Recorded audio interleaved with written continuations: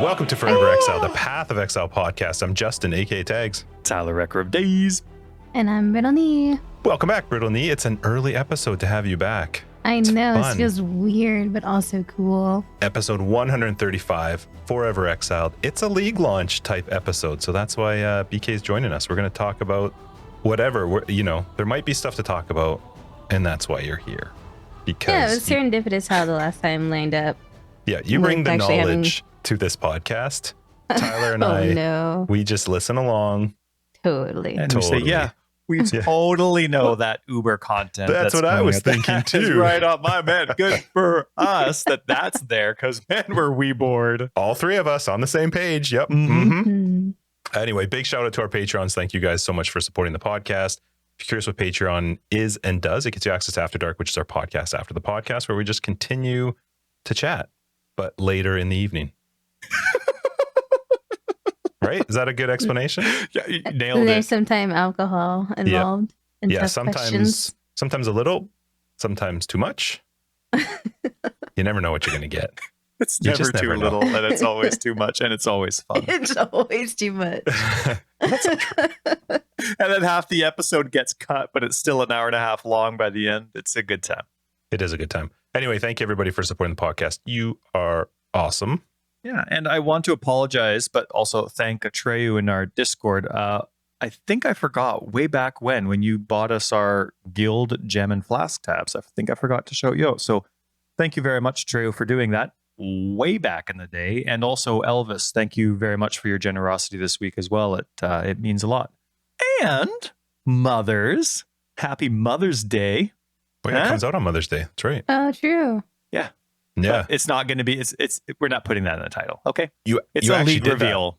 Well done. That's actually a good timing for you, because normally you do them weird. You know what I mean? Like when you talk about events and things. Shut up, Justin. This happy one Mother's lines Day, up everyone. perfectly. Yeah. I'm actually terrified of this weekend for Mother's Day because my daughter asked to bake a cake for Mother's Day.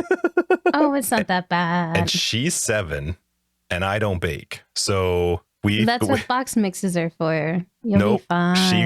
She got some book from a book fair that is called, I don't remember, something about I don't know if it's unicorn cakes or something. It's a whole book of very bright, fancy type cakes. And she really wants to make this one. So I took pictures of the ingredients, and her and I went shopping yesterday. It was like $120 for ingredients. I don't even know. I didn't know what half the stuff was, like confectioner's sugar. I had to Google what that was. It's actually just icing sugar, apparently. I was about to say, just buy food coloring and box cake and then get a bowl together and just put a bunch of bullshit in there. Flour, salt. I didn't think that far. Sand, dirt, and let her make the fake stuff. And then you have the box batter that's colored neon green or whatever color she wanted it. She's a perfectionist, so it has to be exactly how. And she can read, unfortunately, so she knows what's on there. And it's a confetti cake, apparently. So there's mass amounts of those, I don't know, sprinkle confetti type little candy things you put into it. Anyway, so that's my whole day tomorrow is we have to try and bake a cake. Well, they do make confetti in the box. So if it goes horribly wrong, just run to the store. And I'm going to Dairy Queen and getting an ice cream cake if it doesn't go well. I'm expecting fire trucks to be going past my house tomorrow. Yeah, that's right. You'll hear them. Anyway, happy Mother's Day to everybody. So this was a fun week, though. We got lots to talk about, but real quick, let's get into just quickly how our week was, because I know that's everybody's favorite part.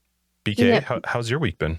My week has been busy, but good. I've been trying to wrap up house stuff so that I can know life for a week and a half or so. So I'm getting ahead of all the laundry. I'm trying to figure out, do some meal prep and planning for, dog drank too fast. Now you can hear delicious dog hacking sounds in the background. I didn't even hear that background sound until you pointed it out. That was funny. She's really going for it. Figure out what meal prep I'm gonna do, and then there's just my family. They're closing on their the family home, the childhood home is being closed on officially today. So I was helping my dad with some of that stuff too, trying to get last minute stuff out of the garage and do a final cleaning and all of that. So it's been busy, but more of in a prep sort of sense rather than anything too fun. And you've been streaming a lot too. I have been. It's I have to make up for last time. I was sick 2 weeks ago and missed that entire week of streaming. So this week I've really had to put a lot of hours in, try and make up for it. And I usually take a couple of days off before the new league, like usually the Monday, Tuesday, and then I stream Wednesday through the league. I usually take those 2 days off and give myself a long weekend, but I'm just going to stream all the way through it this week or this time. Wow. I've missed so much time lately between all the different real life stuff that's been happening this league. I'm hoping next league goes better. This last league was a complete disaster. Yep. When are you going to give yourself some time off next, since you're going to be busting through this league week and league launch? I don't know. We'll see. Next league when launch? I deserve it. Yeah. Something like that. Wow. It's a crazy week, though, and that's awesome that you were willing to help out when you're so busy on yourself and feeling the pressure on yourself. So good for you. Yeah, I mean, that's what the afternoons are for. I stream until the afternoon, and then there's hours before the sun goes down to get some work done. Poisoning your dogs, yeah. What? With their drink? Well, I'm just saying, your dog's choking on something. She just drank too fast. She got too excited. Fun. How was your week, Ty? I had a good week, non-PoE wise. We finally had a birthday party. Since my son got COVID in January, we all had it over the last couple months there. So January, February, March. And, but then, my mom with her age, and then my sister was sick, and then we get sick again because my kids are in school. And so ever since January, between the six of us, we've just been sick. And so we finally had a weekend where one of us wasn't sick, so we could all get together, and that includes my cousin and her husband. So there's a total of 8 of us. And so we celebrated, my son's birthday, my mom's birthday, my daughter's birthday, my wife's birthday, and my cousin's birthday, all on the same day, just for fun. And I didn't think we were going to do gifts. I thought it was just a fun time to get together for a nice taco dinner or something like that, right? We're just going to hang. And then all of a sudden, my mom, just before the event, we're just chit-chatting on the phone. I just want to make sure if I could bring anything to help out. And she was just saying, no, that's fine. But, I got Todd this gift. And I'm like, wait, but we're not doing gifts. What's going on? And then I'm like, okay, so sweet. So now all of a sudden it's out of the 3 families that are there, one of them's giving him a gift. So that means only one family's not giving him a gift, and you don't want to be that family. So I went, to Save on the way over, and I bought an extremely thoughtful gift certificate. I always feel bad giving gift certificates. I know they're actually probably more helpful than anything, but didn't think we were doing gifts. So I had to very shyly just underhand him this almost thoughtful gift certificate. But You should have just had your kids color a card, because then it makes you look like you did something special. And that's right. They always have to be like, wow, this is so nice. You colored this? Wow, that's great. Yeah, that would have been a good idea. But anyway, no, we had a good time. It was nice to see everybody. Exactly. Yeah. Wow, almost in the lines. Good job, guys. Good job. Fun to see them, and everybody there has good humor. There's nobody there that's like a pissy pants, so it was just a funny experience as opposed to something that was awkward and guilt trips and stuff. So it was good. It's a lot of fun to actually have a family get together in a birthday. That's my highlight non-PoE wise this week. Yeah. How about you? Should we guess? I don't know. I breathed a lot. Probably got mad at something. Sighed heavily. The list goes on. It was good. It was very busy. I did play a couple games actually this week. I didn't realize I'd never played Mass Effect 1, the first Mass Effect. I never played it. So I played it because apparently on my Humble Bundle from a year ago, I had the Mass Effect Legend something. Yeah, the one that had all 3. First one's my favorite. First one's my favorite. Well, I may as well try it out. And I got really into it, really liking the first one. I don't know how far through I am yet on it, but I couldn't believe I hadn't played it. I thought I had. I thought I had played all of them. I don't think I barely played any of them. Well, you're in for a treat because it's one of my favorite series ever. The first one is so far a lot of fun. I'm having a really good time with it. I have also decided to go full dickhead. I am you're playing full Renegade. Full Renegade. And it gets me really irritated when I get any of the, what's it, Paragon? I'm like, damn it, what did I do? How could I? I'm not nice. There were some spots where I was like, okay, I need to I'm not going to be full, I'm not going to wipe out a whole civilization of people because I want to be negative, but I don't just be like, you all die. Especially because There's like a part where you have to either like throw grenades to heal people or like knock them out, or you could kill them. And I was like, I kind of want to kill them, but I feel like that's probably not a good idea. So Yeah, that's the only like real complaint I have about the series at all is that they never really kind of formally meshed out like what the renegade personality was supposed to be. It's everything from like psycho mass murderer to complete asshole. right. And I kind of wish it had been like more like someone who was like, no, I'm going to do it myself, like anti-establishment, you know, more like a, you know, rebel rather than being like, let's all work together, which is what Paragon is. I couldn't do that. And that wasn't going to work. It was just, I don't know. I kind of wish they had locked it in a little bit more because it's like, you never know what you're going to get with the Renegade option. You think like he's going to be like some suave, like cavalier, like, haha, I don't need you to do this. And then it's like, you pull out a gun and shoot the guy in the fucking head. And you're like, what? Yeah. Like, that's extreme. Awesome. That's not what I signed up for. You know, like, and then there's some where you're just like downright mean to like honestly nice characters and you see them go, oh, and you're like, oh no, I'm sorry. I didn't mean it. Yeah, so I haven't quite figured out, like, I don't know how far through the story yet I am because I haven't played it, so I'm not really sure, but I have played a lot. So I'm trying to do as much of like side stuff and explore different planets and stuff. So it's fun. It's really good. And driving around in that car, Mako, so much fun. This is the best, worst part of one. I hear the controls are much better. The original Mako, yeah, that's what I heard, that it was pretty bad. Oh my God, it's so bad. It's awesome in this one. Like I can drive up anything and I can't crash. Yeah. It's perfect. I just drive right up a mountain and I'm like, oh, that's where I want to go. I'm not finding a road. We're going over that mountain hill. Anyway, and then F1. I have started playing F1. I started playing 2020 because again, had it on a Humble Bundle and it's more fun than I thought it would be. Yes! Racing games are chill. What's that? The racing games are chill. That's actually some of the first video games I ever played. Okay, well, F1, I have played other racing games and I love them. I love a game like the Dirt style or like even the like Need for Speed. Like you're just Burnout. You're gunning it. Yeah, I'm hitting the gas and it's so much fun and you're flying. F1, I actually sweat. Like, but you like mentally shit your pants the entire time? Yes, it's a long process of me like hyper focused and trying to like, it's just, it's so much harder because you actually have to think about corners. You have to think about your speed. You have to consider your tires. You got to be aware of people around you. And man, it's so much fun. It is really, really fun, but it is like, I plan out my time for when I could never play that game in the middle of the day. There's no way. That's like a nighttime game. Be on the couch by 5:30. Taking a nap. It's got to be into the evening. I've got to be able to like have no kids around because I need to be right here. They're like, Daddy, can you? Like, no. Well, just wait until you're doing multiplayer with us in July, and you can't pause it because it's a multiplayer game. Yeah, I haven't ever paused. Then but you have other people in your party chat, which you can't do. Right, yeah. And then you have other people in your party chat being like, "Oh no! Oh yeah. God, you bastard!" You know, yeah. I am like hyper focused. I wear my I don't have slippers. I'm not a slipper person, but I do have a pair of shoes that are my inside shoes. And why are we being careful about this? I don't know. I felt because you've made fun of me for it before.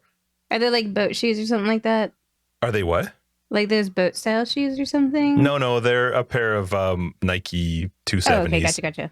And they're just very comfy, but they help my back out quite a bit. That's why I do wear them. It does. But I bought them specifically for the house, so I didn't get them dirty because we don't wear shoes in the house, and so I wear those when I'm racing because I need the control on my feet for the controls, and I've got my little wheel going, and yeah, man, it's so fun. I looked at a chair this week, like a racing chair that you can buy that like puts you in like a reclined position, but I didn't buy it. I was like, Christina's gonna be like, what the fuck is this?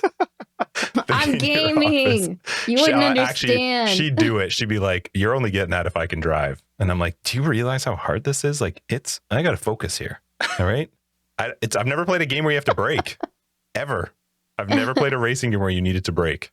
So anyway, it's been a lot of fun. And then we had a league announcement. Well, Is it a league? Not a league announcement. It was the Reveal. What do you call it? I Reveal. think they're calling them all expansions now. I don't think they're. But what is? called It's not leagues. the. It's not the announcement of the league. It's the reveal of the league. Is that what they? Yeah. Is that Is what it Mhm. reveal or reveal? reveal? reveal? I think we all Sounds say wrong. that the same, right? I don't know. Reveal. Reverse. How do you say the word where you park your car? That you park your Reverse? no when you park your car inside of this place in your house. What do you call that? Garage? Ty? It changes. You always yours It always always cracks changes. me up because you really emphasize those A's. Garage. Garage. Yeah. Garage. Every time you say it, I'm like, what? Sometimes, Where did that sometimes it come comes. Sometimes it comes out as garage. I've but never heard you it's say garage. Garage. I have Garage. I have the whiny A Garage. in my accent, I guess. It always cracks me up when we're talking because when you say it, I'm like, what? Who? Like, what? I don't know where that normally comes from. Like, what? Is that an Eastern thing? Eastern Canada thing? I don't know. I've lived in Winnipeg, Saskatoon, Toronto, so who knows wherever it came from. Okay. Just generally messed up. I was just always curious if that was like Now I that was we like- got bullying Tyler out of the way. a Canadian thing or if that was something else. So I appreciate you, BK. I feel a lot less empty when you stand up for me on our episodes. Let's all just right. just So one. Sucks So the don't get life ahead of right out of yourself. everybody. I don't think that's true. It's just some life to the party, Ty, you know? Shut your all face, right, Justin. so- Moving on. Sentinel. We had the reveal of Sentinel. They did their stream again, which I love that stuff. Yeah. I really, really like how they do it. Okay, so there's so much to talk about. The one thing that I found funny in this particular reveal was the flashback to Chris speaking in person and then back to the video. Oh, when they were playing the video, but they let the video During of the him Q&A? be in the video. No. It was in the actual like live stream part. So that first 30 minutes where he's talking about Sentinel and the new endgame and stuff. But at one point, instead of it being gameplay, he's actually speaking to the camera. And I don't think they've done that in the past, except no, he was live. He wasn't live in those. In the past, they've gone to him at like the end of the reveal where it's the pre-recorded stuff.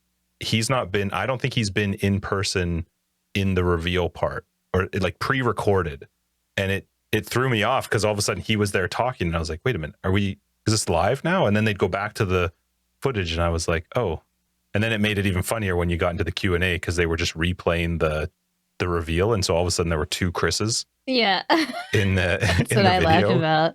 Yeah. So anyway, This one. I don't know which one to watch.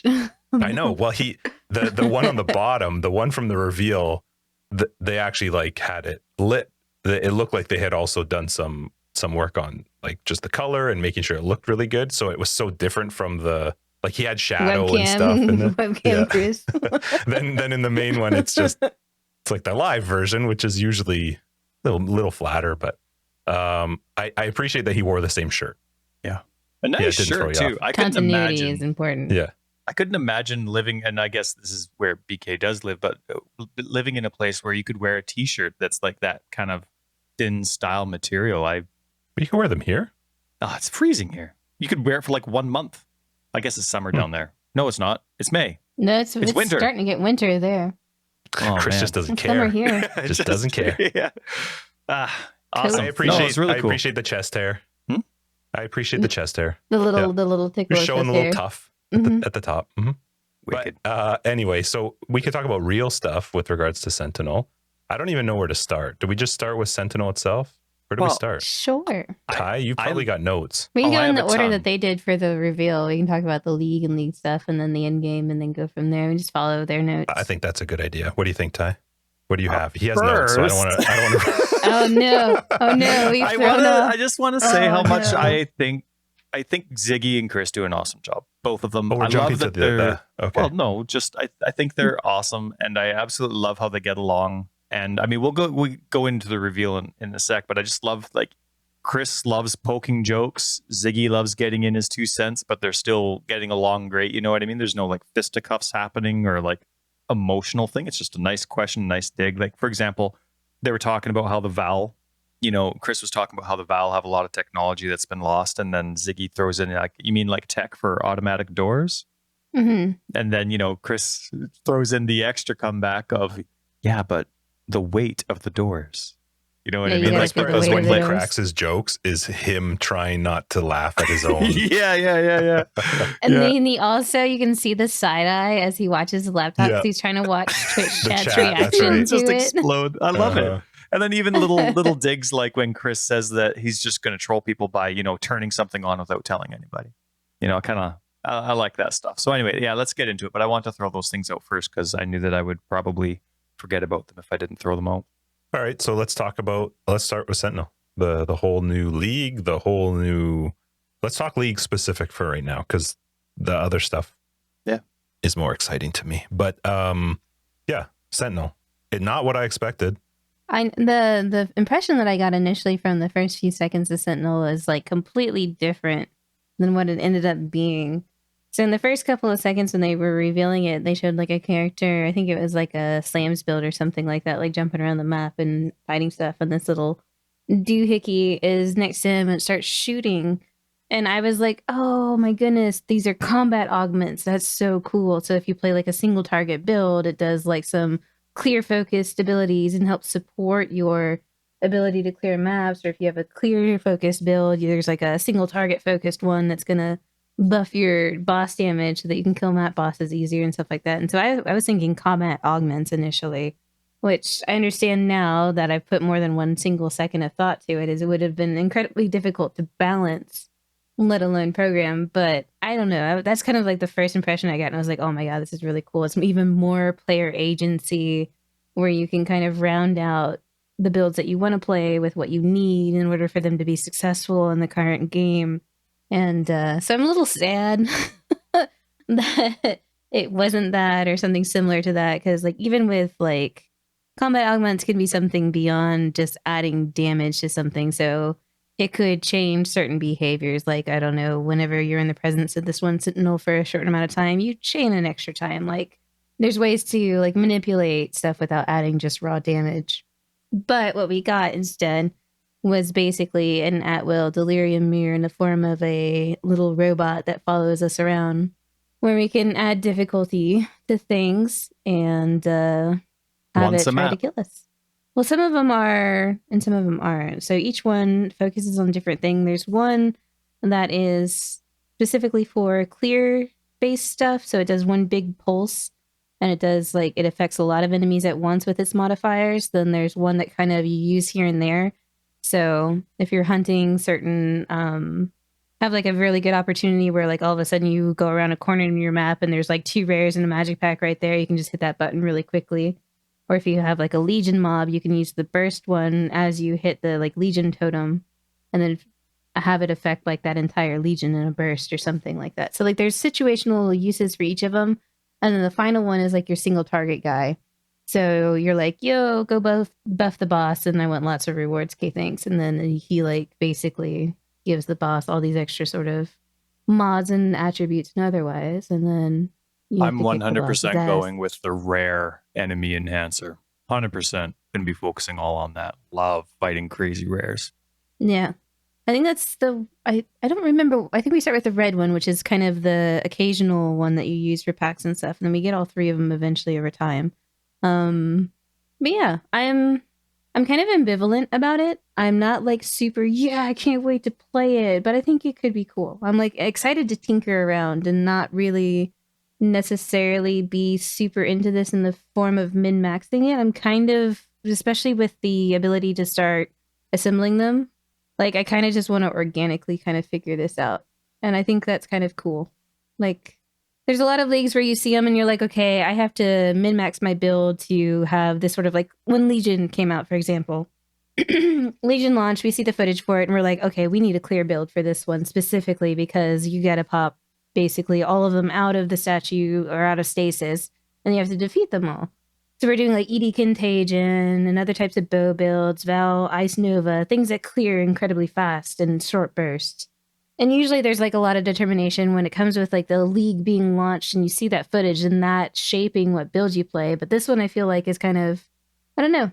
I feel less restricted and less worried about how I'm going to choose the right build to go alongside this and more just kind of embracing it for this could be really cool and really fun. Yep. for sure. I'm curious to see how it actually feels in gameplay and what you need to do different things. But I'm pretty excited in terms of co-op for the for that you can actually, every party member can use their own sentinels at different times. They don't stack, but it is really cool that you can use it's not just the host Yeah. that can use You it. could So I do definitely like that. end up augmenting almost an entire map probably if you go in together or with multiple people. Yeah. And I mean filaments, right? I guess they're called the Sentinel Controller, but it's like the Sentinel passive tree. You can predetermine where you're going and you never have to look at it again if you know exactly which, notables or whatever they're going to call it, how you want that Sentinel Controller tree to look. You can fill it out and ignore it and it automatically happens. I think that is so cool. I think Yeah, that'll for ever sure. transfer to the That's normal tree. what I was I thinking. hope so. Wouldn't that be so nice if that actually was the passive tree system? Like actually just get rid of regrets altogether and then have passive trees be like this? Because that would be fantastic. There's just some caveats to that because with the passive tree, you actually specifically want to route to certain things that may branch off in different directions and have priorities towards certain clusters of skill points versus others. So if you have a system that just linearly fills in points, it could fill stuff in a not so optimal way.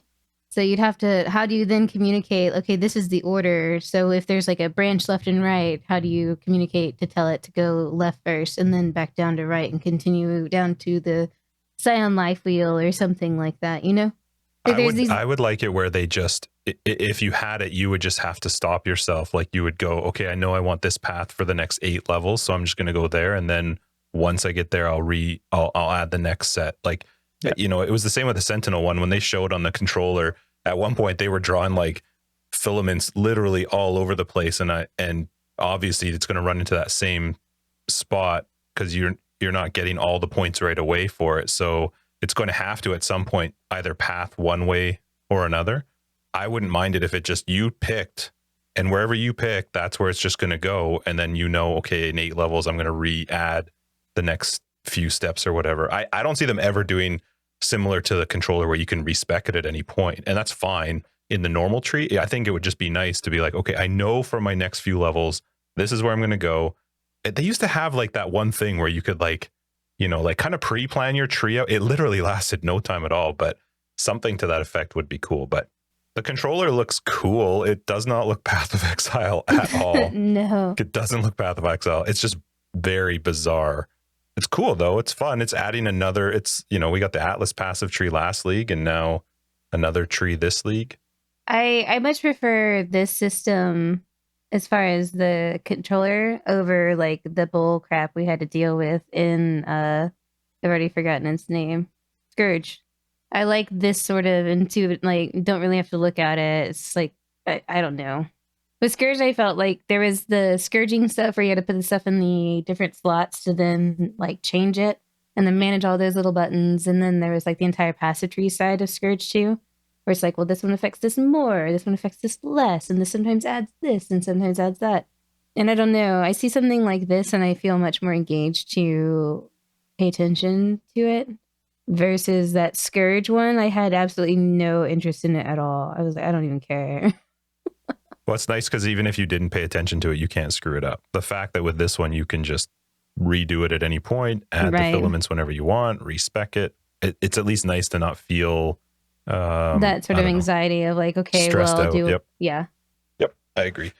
When I first watched it, so I didn't get to watch it all just because of work. And so I caught a bit. And when I watched the Sentinel, the first time I watched through, I was like, man, I don't care. And in fact, I was mentioning to Ty, it felt like there was almost, and this is just me being dumb, I felt like I was overwhelmed. Like they were talking about all this stuff and they were talking about things that just I wasn't grasping it. I felt like it was on, what you saw on the screen was on for a very short amount of time. And I'm trying to listen to Chris, but I'm also trying to read what is showing on the screen. And it did not make sense. And I was like, well, whatever. I don't really care too much, especially because then they got into the new endgame, like the new changes for the endgame. And I was like, I don't care. I don't care about Sentinel. I love the new stuff. Yeah. But then when I watched it again, I was like, oh, it's kind of interesting. I think it's going to be fun. I'm not a huge fan of 3 additional buttons.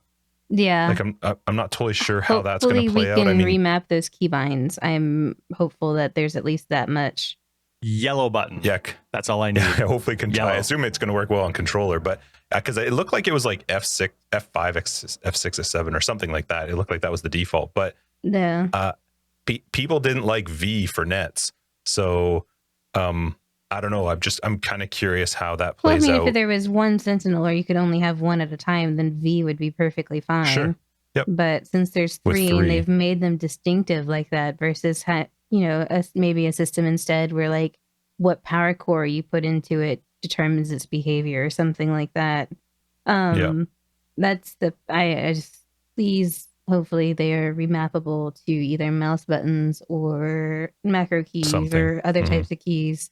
Because I have tiny little hands. I'm a short person with little short fingers and hands, and I can barely reach half the shit on my fucking keyboard anyways. The only way I can reach the F keys is I can hit F2 if I lean my hand forward far enough. Yep. That's about it. So. Yeah, the F6, F7, F8, or whatever they are, they're, for me, even they're like, it's just quite out of the way. Right. And I would have to look down every time. Yeah. Like I'm not going to know where my F6 key is. There's just, I don't press it enough. So I'm not sure about the whole 3 extra buttons, but it does look really cool. The whole idea of like what's the word that they called for remaking them? Recombining them or something like that. I felt like they made a word up, but it probably wasn't. Recombinator. Recombinator. Yeah. That's not real, is that? I use it all the time. I use it all the time. It's from that video. The Sterling whatever Recombinator. It's a Recombinator. That's right. So that idea is cool. They said that you can like stash. There will be a stash tab for putting in the cores and like the burnt out ones or the Sentinels. Yeah, I'm kind of curious if that's a like a catch-all though. Like all of your I don't know, all the stalkers. There's Apex Stalker. I'm trying to remember what they all are. I was looking, but I couldn't tell. But is it just grouping them all into one? Because when you combine them, you're wanting to pay attention to the modifiers that are on the ones that you're combining. So I'm curious if they're with all the different pieces and parts. I think it's going to be a UI not unlike Bestiary. So there'll be like a UI that has like basically inventory slots for putting all this different stuff, putting the power cores, putting the husks, and putting the ones that you find, like the extra ones. And then I think there'll be a tab for doing the little combination stuff. And then I think there'll be another tab for the actual tree.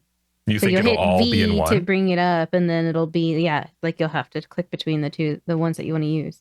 Because I don't imagine them, it's either that or the tree and the inventory, or the tree is what is there. And then the inventory thing will be a placeable object like the bench was, the seed box was, and the heist box is. Yep. And then it's a similar inventory system to that where it holds all the stuff. And then the thing that I don't know is like, it's a crafting bench, right? And crafting benches are typically interactables through like an actual thing that you have to interact with. Like with the synthesis, there is the synthesizer, you had to go to it. With the hoarder crafting benches, there's the bench, you have to go to it. So I imagine if it's not fully in the inventory and that sort of screen, then it's going to be 100% a placeable object that this stash tab, air quotes, is functioning through that object instead. So the way that I heard it when they were talking was that it is a placeable object that you put into your hideout. Maybe I missed if it was going to be an actual like crafting bench style of a placeable object, but in my head, what I saw was another stash tab that these 3 different types of Sentinels can be stored in. But then I'm going like, okay, so when I want to use the item to recombine 2 of them, do I have to go and take those 2 out of the stash tab, then right click the item, then put them in, which fine if that's the case, but I'm just curious if there will be a way to search through those Sentinels if I want to find one to combine certain types, because otherwise if you've got 20, hopefully their UI guy has thought to add a search box. Yeah. Now there was a search box added to the Nemesis ones, right? Then they add a search box to that to make it easier to highlight different stuff, the Arc Nemesis ones. So maybe they learned their lesson and they include the search bar this time rather than adding it later. Oh, either way, it'll likely be there. Even if it doesn't come out, it's something they can easily put in. They did it before. Yeah, I just hope they do it beforehand. Yeah. That's all. I don't want them to have to figure that out later.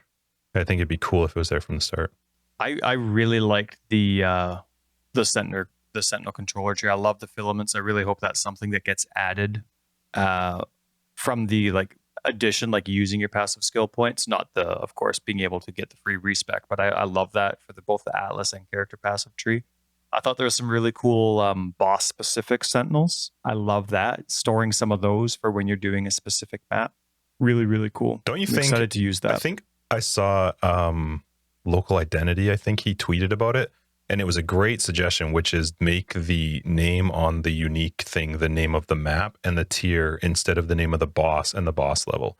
Because I don't know the names of the bosses. Oh, sure. Especially with all the map changes they did. I think it'd be so much better. I imagine that's something they would actually look at pretty seriously, because it would be so much better to be. Somebody showed an example of like Park tier 16. For so what, you know sorry? What's that? For what? So they gave an example of a unique sentinel that you could use only on, in their example was Suncaller Asha, and it was a level 83, and you could only use that sentinel when you were fighting against the Suncaller Asha boss, and which is the Park boss. And somebody made an example of, instead of in the unique sentinel it's saying can only empower Suncaller Asha, it says can only empower Park tier 16. Right. So I see it now. I pulled it up. Yeah. So I think that would be really cool. Mm-hmm. I guess it's because it's the single target one, so it's trying to tell you what its single target is, but including the tier and map. Or saying the boss of Park tier 16 or something. Can only empower. Yep. I agree. That's a good suggestion for sure. My favorite one is the Basilisk, the one that does the big pulse and freezes everything. There's an ability for necromancers in D3 called Land of the Dead that's sort of very similar to that. It just, I don't know, I like it. I like the idea of having an oh shit combat button to hit beyond, like, I put my guard skill on left click and I hope I have enough defenses. Somewhere where you're like, if you're actively getting swarmed, you can just hit this button. Those are crazy though, because they have a limited use. They do. So like you would truly only reserve it. Like if you would have to basically sacrifice having more uses of that other type of sentinel to basically carry this guy around and use it as a very sparing, like, oh my God, I'm in trouble button. Like I see it being useful in like grinds from like 99 to 1 or like 98 to 100, where like every once in a while there's something that goes a little bit wrong and you get swarmed or something like that, and you can go, oh shit, and just pause time essentially. Mm-hmm. So that's the one I was probably the most excited for, just for its like tactical thing, but that kind of ties back into my first impressions of what I thought the League was going to be, which were combat augments. So maybe that's the reason why that one is particularly exciting to me, because it's kind of like this extra thing that you can do.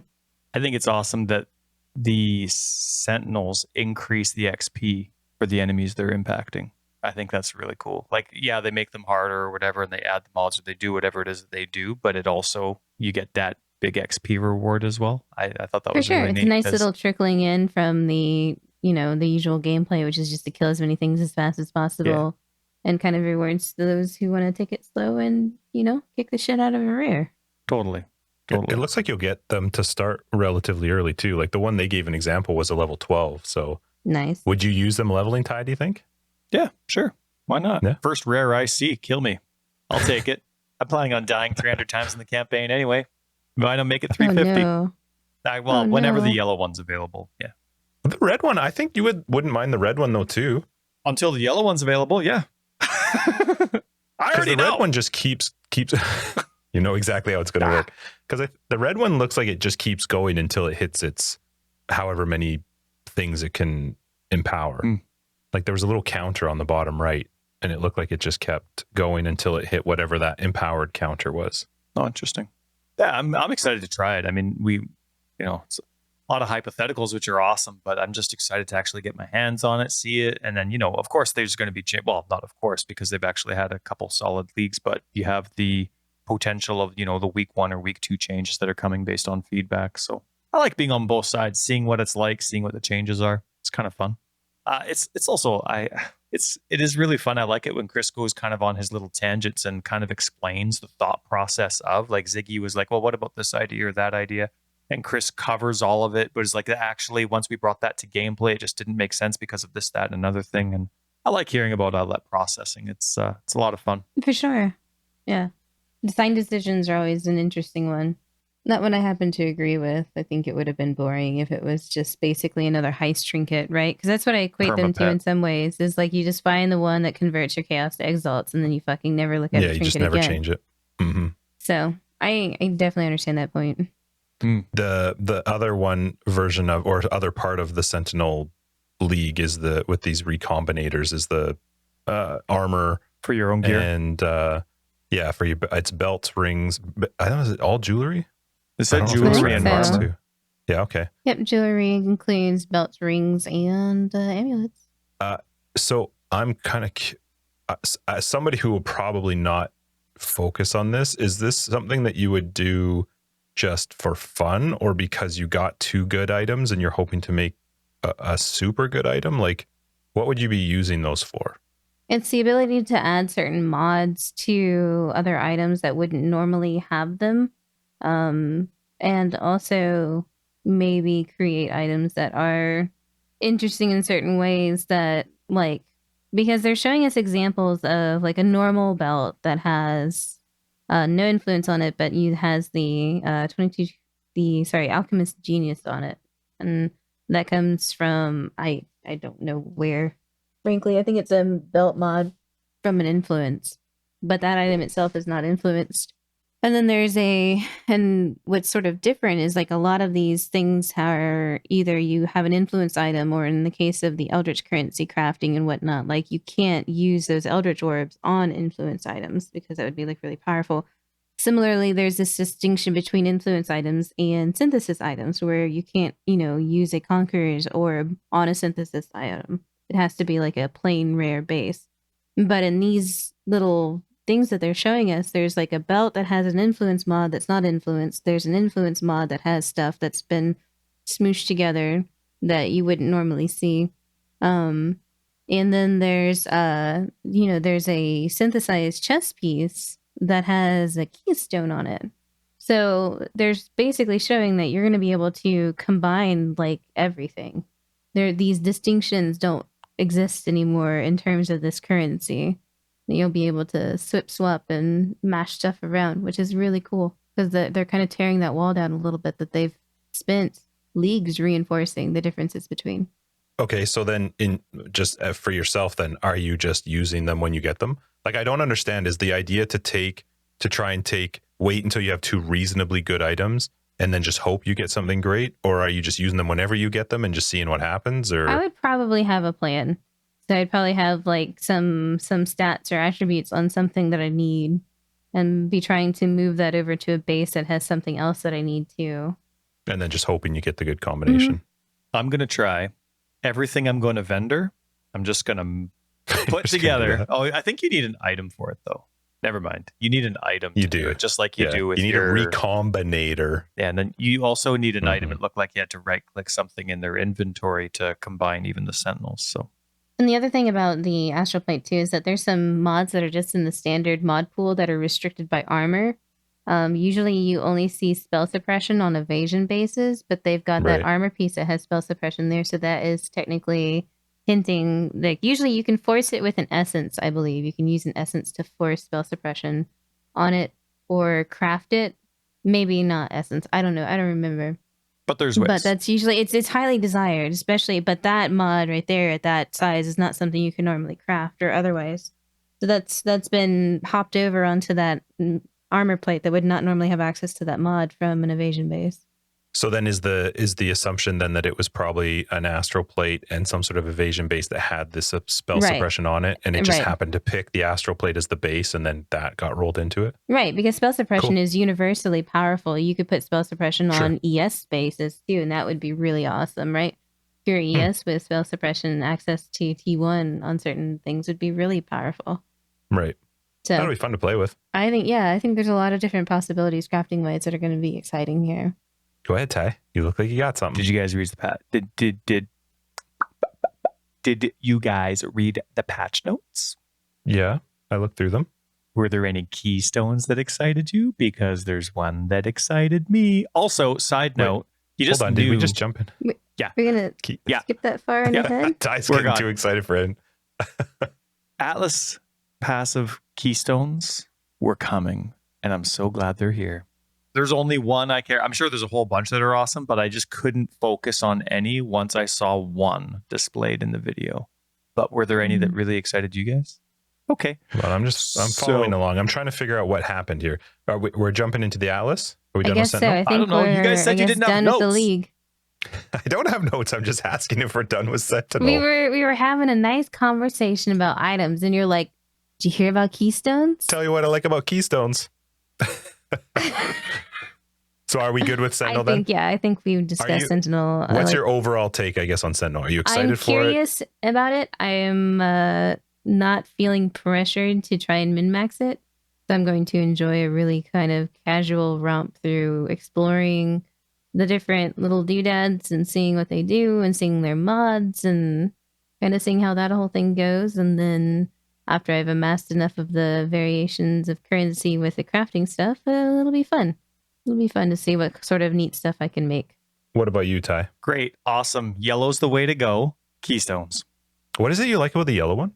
I just like fighting really hard rares.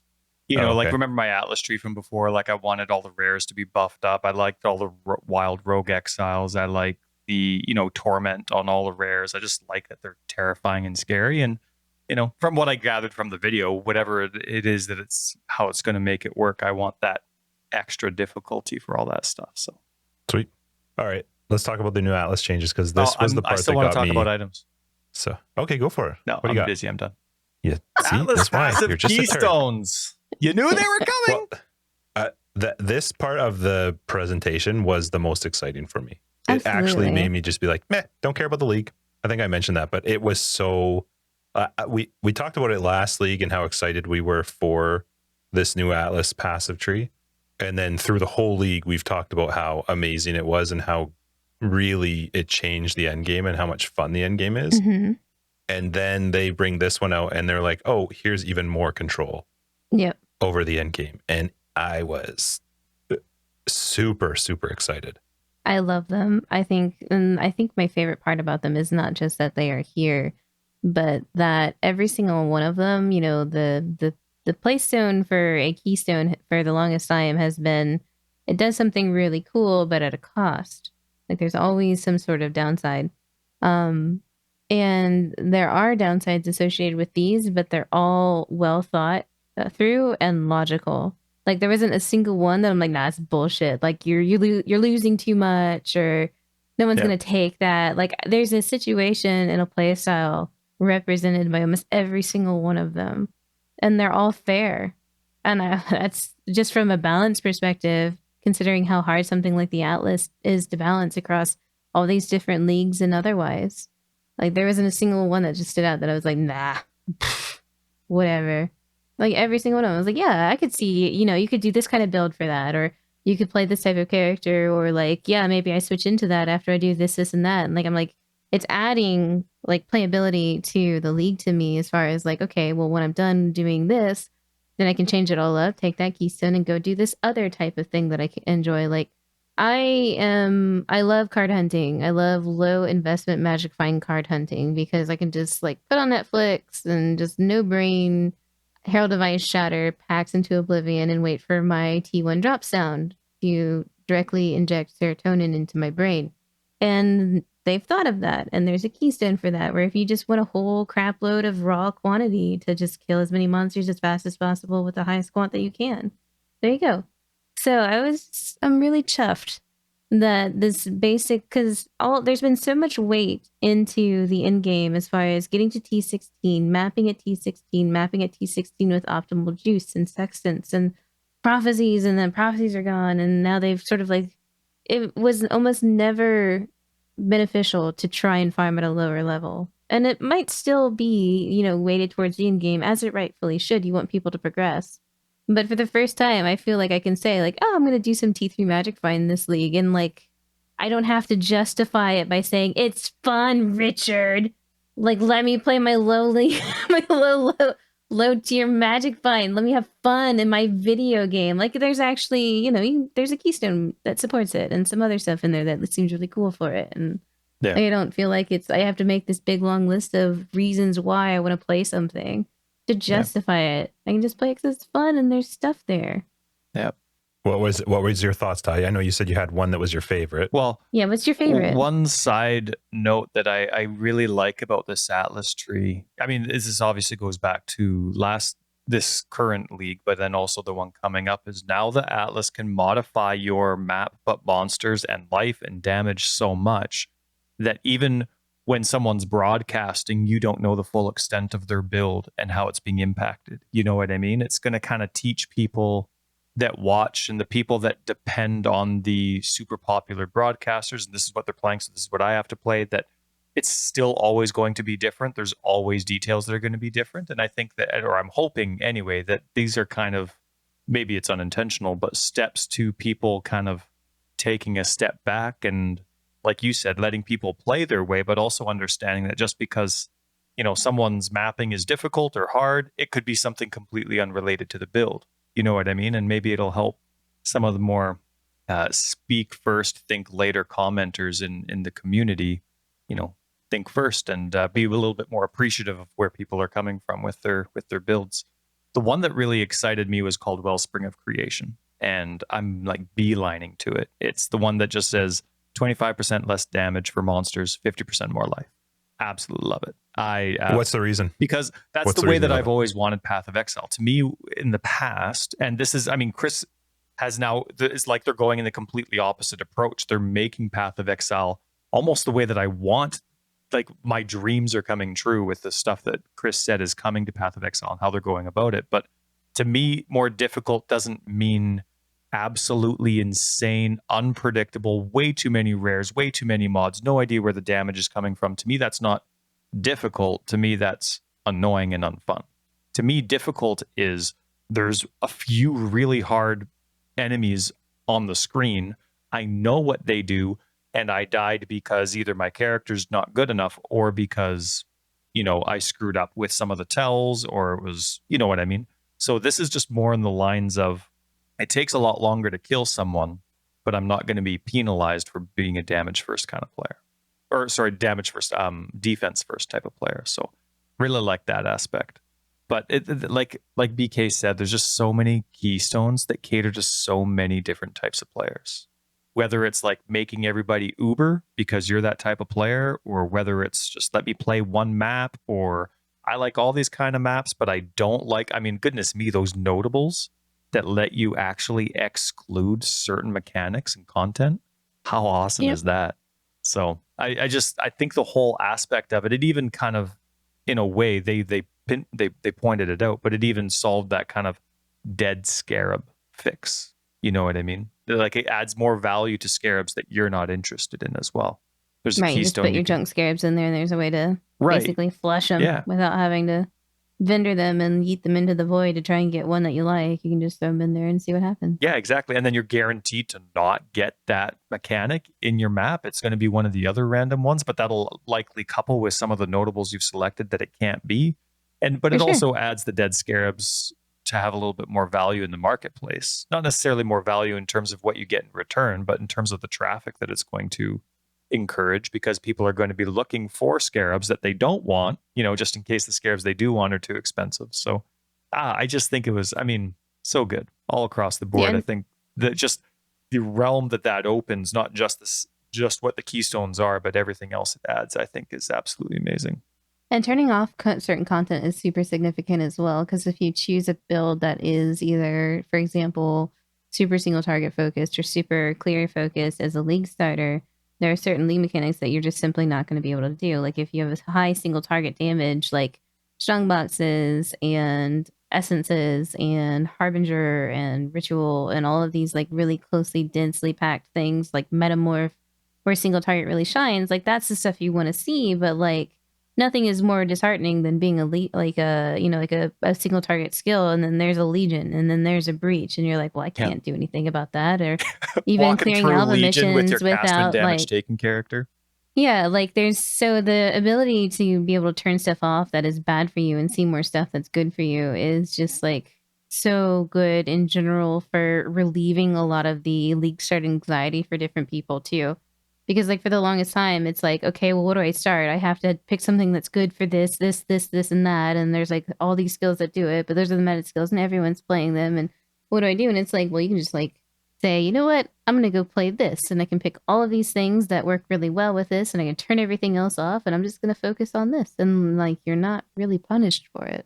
Yeah, really cool. And I mean, they quoted you, BK, because you mentioned player agency a ton, and they mentioned it quite a lot and how successful it was. Sorry, just go ahead.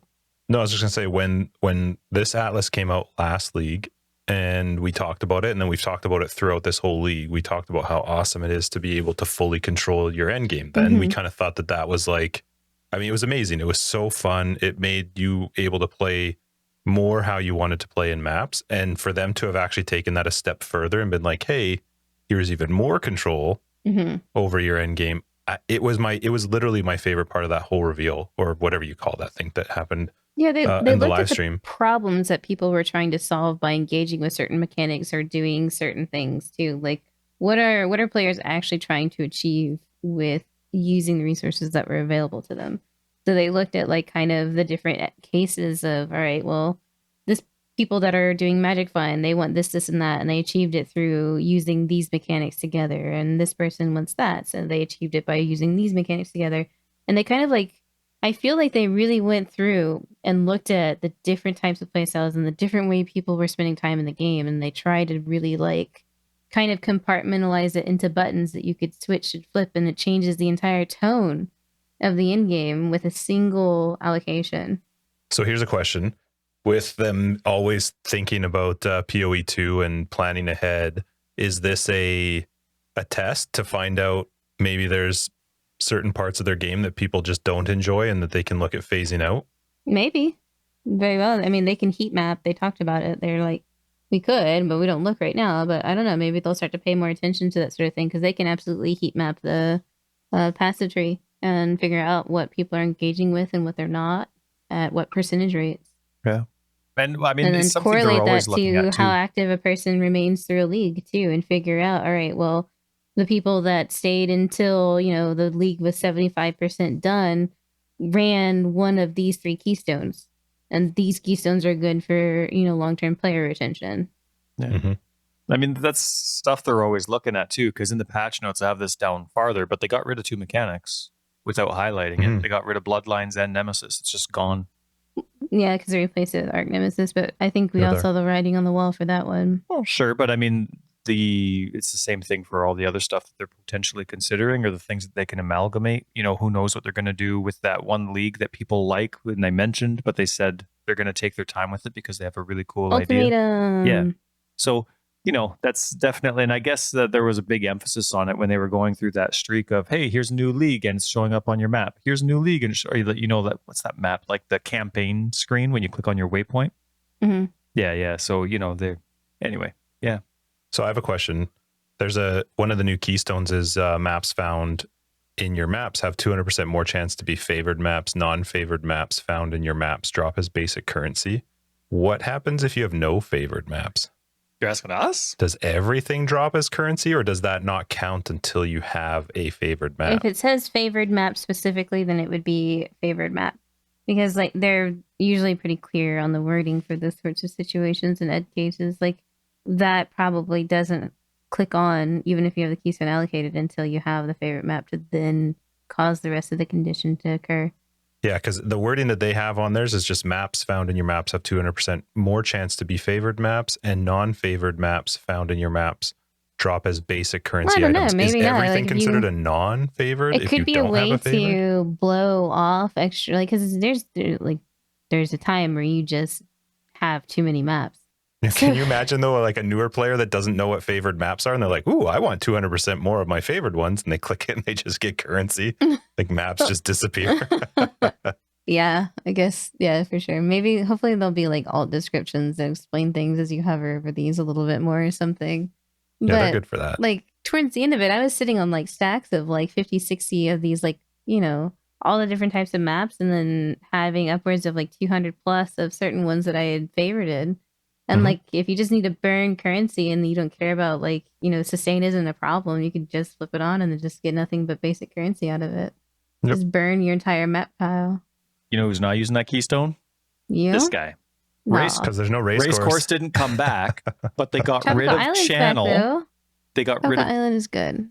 Yeah, Tropical Island's fun. no. There's a couple good The ones trees, that they brought back. You don't like Tropical Tropical Island? Island's loaded with trees. Oh, I can't trees. do Yeah, you don't They're like so trees. static, and the trees for some reason are very important to put in front of the screen. So, no. Where was it? I saw the race course Yeah, wasn't coming back. But they and it made also me got laugh. rid of Silo and Vault, which are awesome, just like nice circles or linear maps. And so it's like, dang. Now I think Messa's still in the game. I think that's the last one for me that I one's still know. there. I mean, there were a few others, but there's so many that I couldn't remember the name of, or I thought it was this map, but it's not. So there are some that I like. And then what's another one? The Atoll, I think, might still be in the game, but yeah, not gonna be using that favorite map stuff. But speaking of drops, you know what's not drops? Uber Boss. Like you just pick a notable and it is.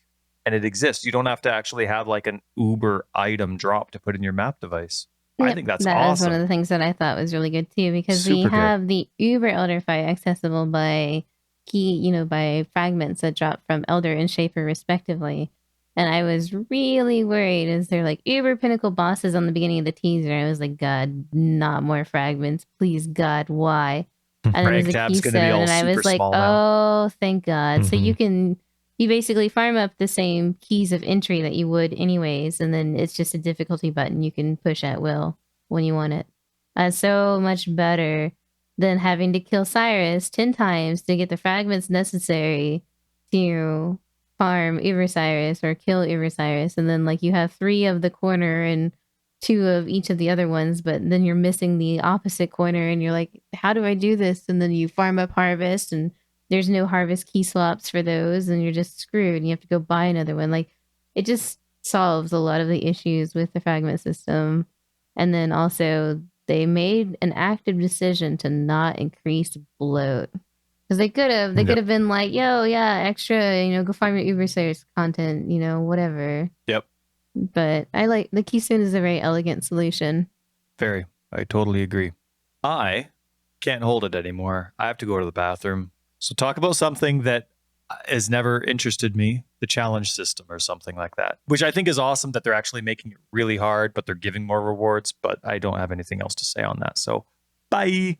Did you, the challenge system, I actually don't care about. It's fine. I think it's interesting that they're going to make it harder. I'm not a challenge person though. You are. So like, what do you think about, I think it's like 6 and 10 or something are equivalent to 12 and 24 or something. I think it's kind of neat because they flip-flopped everything this time around, right? So the challenges are kind of these miscellaneous, the supporter packs this time are kind of this like miscellaneous rewards between like cloaks and MTX and hideout stuff that we normally see associated with these types of challenge rewards. And then the challenge rewards this time around are the armor sets, which we normally associate with the MTX packs. They kind of like reversed roles, and I guess they're trying this out. Apparently a long time ago, before I was really involved in PoE at all, like season challenge rewards were sets of armor. Something about like this elite armor or something like that they came in different colors, and I don't know. Oh, I vaguely remember that. So I guess it's more of it's like even a blast to the past or like a callback to how things used to be a long time ago. As far as the difficulty, there's some debate on difficulty as far as the challenges are concerned, just because they often mistake difficulty for tedious and vice versa. Yep. And I'd rather do something that's incredibly difficult than something that's incredibly tedious. And there's some people that, like it doesn't matter if they have 40 of 40 as their goal, that's their goal. They're going to get all of it done no matter what.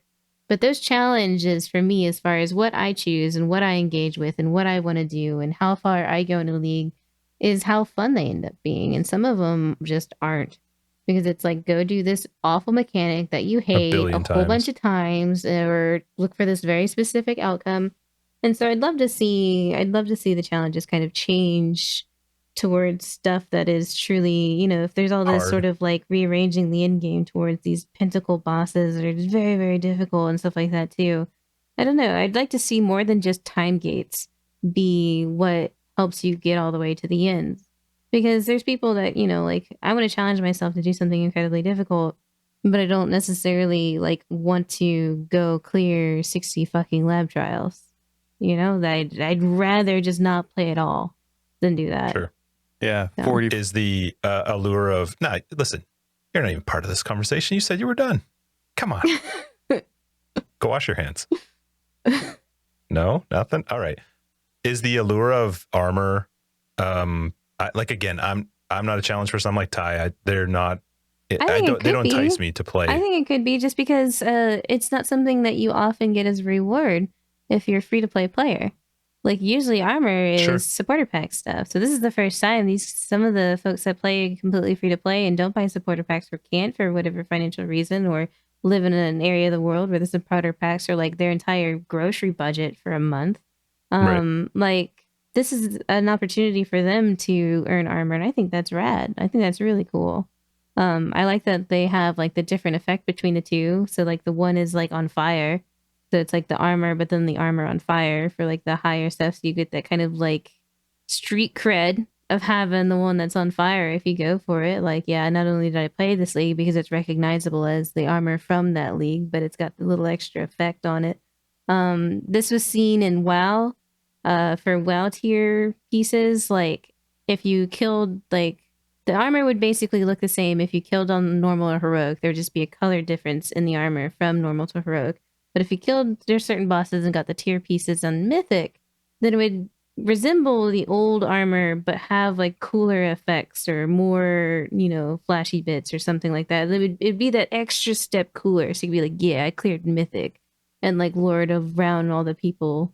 So there's kind of like the bragging right, and that is like one, how they sell MTX, and then two, like, that's sort of part of the whole PoE economy too, is like my friend has this crazy powerful build and I want that now, and so I'm gonna go do whatever I have to go get it.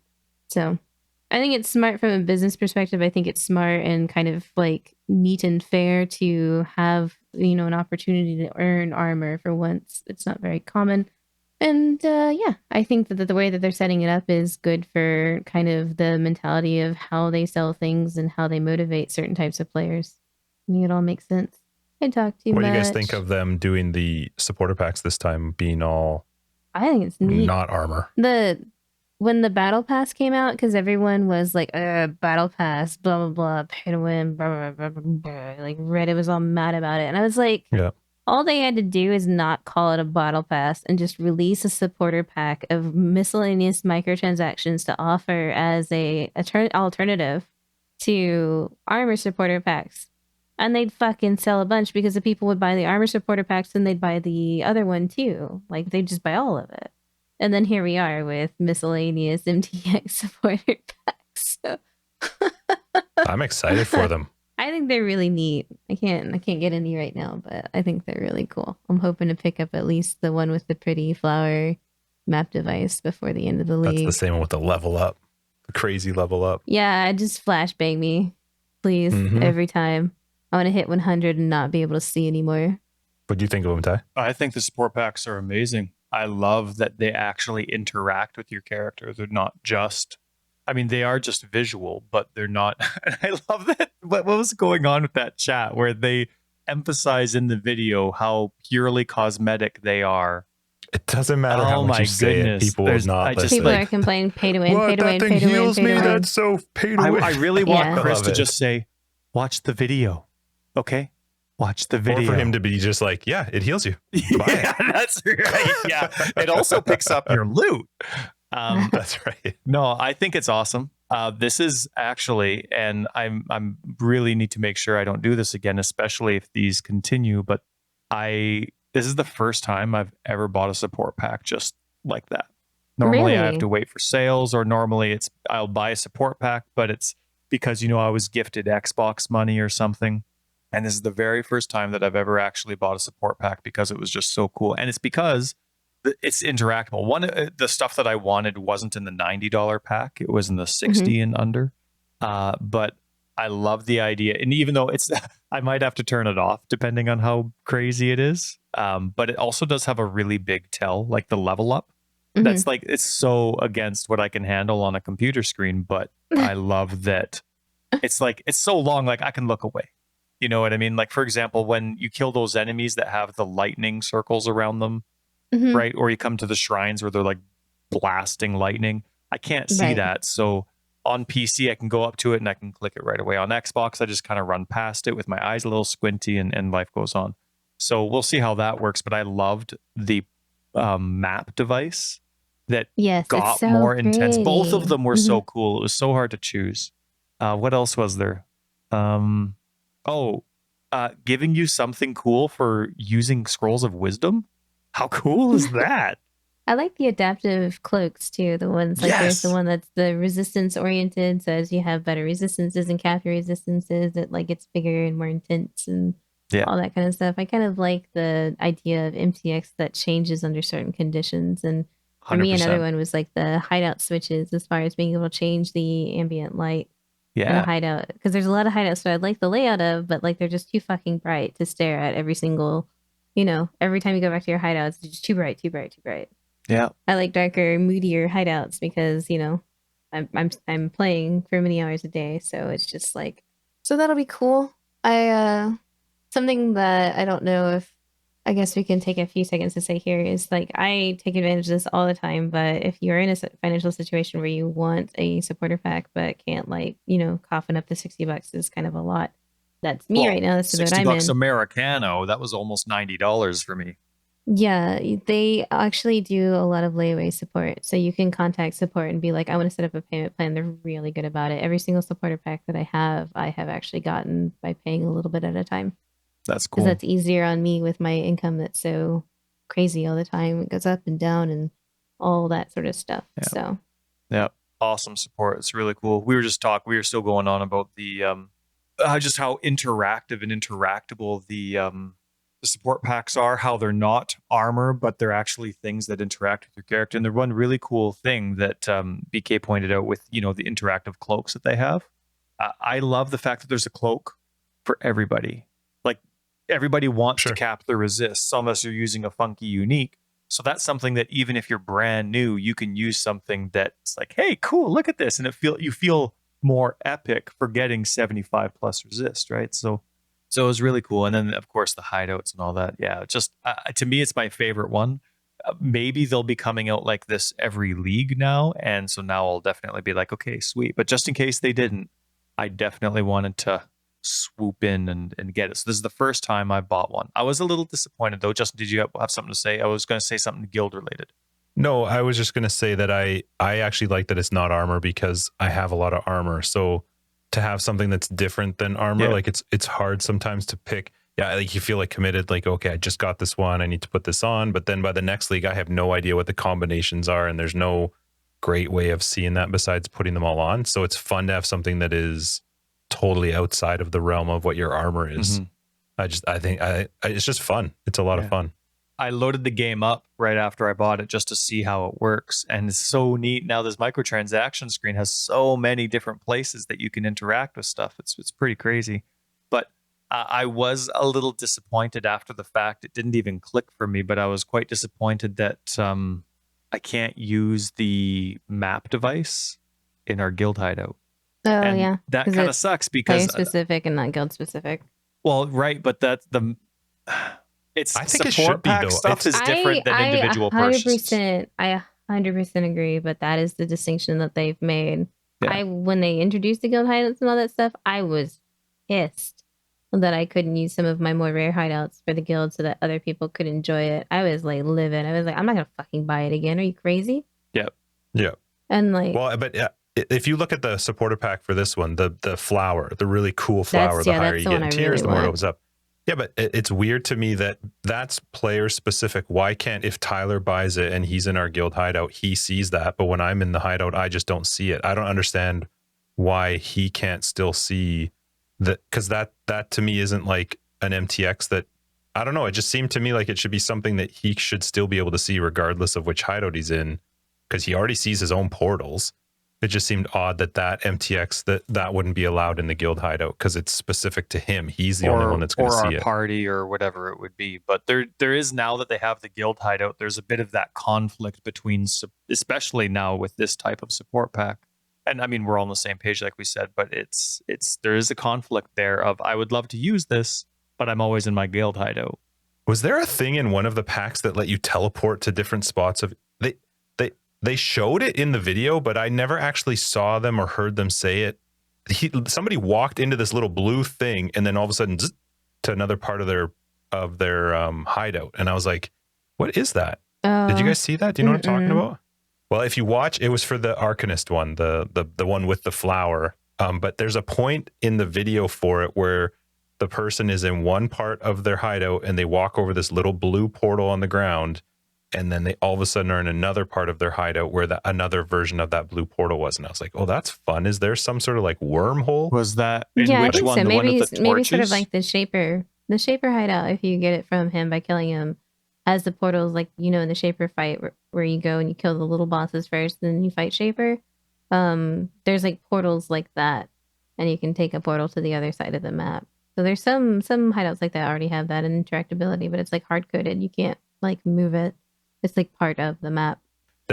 In the one for the Arcanist, I think, is when you see this person in a hideout just walk. I don't remember where it was though. I wish I could. Anyway, it just was, frick, I don't remember, but it looked like it was these little blue flat on the ground things that you could walk through and then show up somewhere else. And they show a picture of it. I'm just looking at the Arcanist supporter pack right now. Whoops.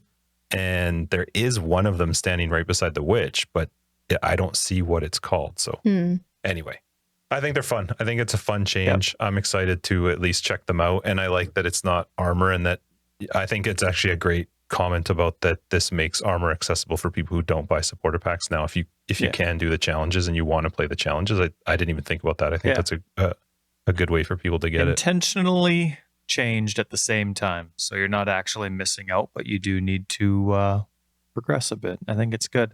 I like that they're still being proactive with the Atlas too.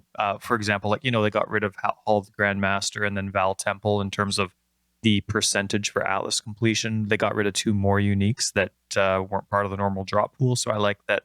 I don't know how much feedback there was on it, but they're staying on top of it. So that's really exciting for me.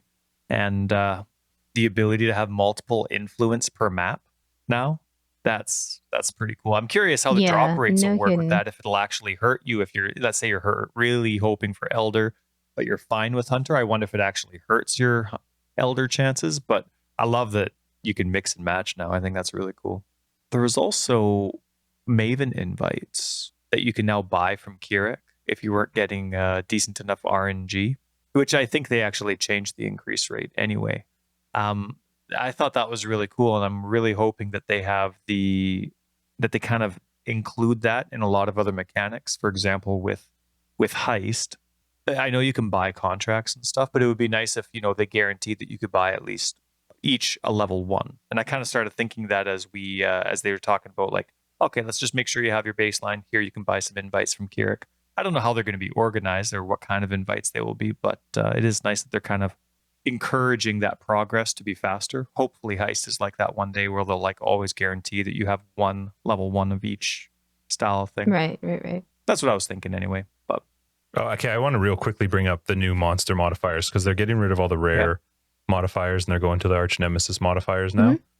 I think it's cool. I do like it. I was saying to Tyler, I hope that they do something to put something in game to allow people to understand what those modifiers are, because you knew what they were in arch nemesis by mousing over them, but a lot of people may not remember. They may be new to the game. It'd be really nice. I know they won't, but it'd be nice if there was somewhere in the game to see like, tab or shit, I just died to like Gargantuan and Frostweaver. I wonder what those are. And somewhere in the game I can see what they are. Because in arch nemesis you knew what they were when you put them on. I just think it's such a good opportunity for them to actually provide learning opportunities, or at least the ability to research and find out what it is. Yeah, I know you can wiki it. I know you will be able to. I just wish there was I hope there's something in game, because I just think it's such a good time for them to be able to do it now that they're dumping all of the other ones, and implementing a new system, just to this, moving forward, make it towards more player discoverability as far as being able to interact with it. I think it's cool. I'm excited for it because I do like it, but I just hope that there's something that's a little more friendly to maybe the people who don't play all the time, or who didn't play a lot of arch nemesis or whatever, to sort of learn what those modifiers are, besides trying to mouse. Yeah, you can, like, mousing over it in the middle of a fight. Gargantuan might not mean anything to you except big. Right. Right. Or might have a lot of life. You know, does he have more life? Does he hit harder? Like, Right. what is the And then what Mason can I do to gargantuan? try and fight him? And I mean, they do have to consider controller support. I mean, they've had console for years now, but now it's on PC as well. And so there needs to be a way for those people that are actually using a controller and not a mouse to be able to access that information. It's those controller users, though. That's why we can't have nice things, Ty. It's your guys' fault. It's true. Yep, It's true. You all your can't be fault. dependent on the wiki unless you're updating the wiki yourself. Mhm. Like, unless they're having some responsibility over the wiki, you can't be dependent on it. Can you on console, can you even see, do you get the rare, I know you get boss bars, but is that only for main bosses? Like, you don't see that for rares, do you? Is there like like, how would you see that? It's the exact same heads up display for enemies. It's the exact so you same. would see Gargantuan Frostweaver up at the top? But here's the thing, you don't have a mouse to hover. No, I know, but that's what I mean. So you have to actually be aiming at that character and hope that the analog stick is also not interfering with, some of the ads that are around. So a lot of the times I'm trying to see what these mods are, but I'm just getting whatever random magic or normal mob that's in the way instead. Right. So, I mean, PoE2 is fixing that whenever it is that comes out. Chris said a few years away is what he hinted at. But, they were bragging about the permanent bars. Hopefully it's like that for, rares in those fights as well. But goodness me, what an awesome change. It's more effort for them going to the unclutter, right? Just taking rare mods for monsters and just simplifying it to 1, 2, 3, then 4 once you get into the higher tier maps. But how much, I mean, hopefully it stops at 4, but that's such a great way to unclutter the game. They specifically said in the video when Ziggy was there that it's like the stuff that we've complained about many times in the past about there's just so much going on. You can't see what's happening. You don't know who's dangerous. And this is a huge step in that direction. So, I mean, obviously, hopefully you want to know what those mods mean. And I totally agree. But it's awesome that they're taking that step and they're getting there. And they're able to do it with PoE 1. They're not depending on PoE 2 for it. So, really cool. But this is them including Arch Nemesis. They said Arch Nemesis isn't coming back. Which is fine. Yeah. Because this is kind of Arch Nemesis coming back. Yeah. Speaking of the wiki, though, that you said, how nice is it for people that actually work on the wiki and they spend their time, instead of playing the game, updating the wiki? How nice is it that they actually have a league where there's almost no changes? Like, they still have to update, all the keystones and all this kind of stuff, but how nice is it to have that kind of reprieve for those people that are working so hard for us to actually have a league of per se catch up? So I think that's pretty I'm actually neat. curious with regards to this, because it's been I know people have talked about it on our Discord, on Twitter. I've seen it on Reddit a little bit too. And it was my thinking too is, so this league, there's it's the first league in as long as I can remember, no new skills, no skill changes, no nerfs, no buffs, whatever. So for me, I'm actually curious what you guys think. For me, I actually love this because for 3.17, I did not get to play very much, and it was my favorite endgame ever. And that was my own choice. I chose to play other games. There were ones that came out, and then just I didn't have time real life wise. So to be able to go into this league and not have to worry about planning out a build or thinking too much, I know that at least whatever's out there works and I can try and play around with it. I'm really excited to not have to be stressed about that part, and I can just focus on this adjusted endgame and Sentinel to whatever degree I want.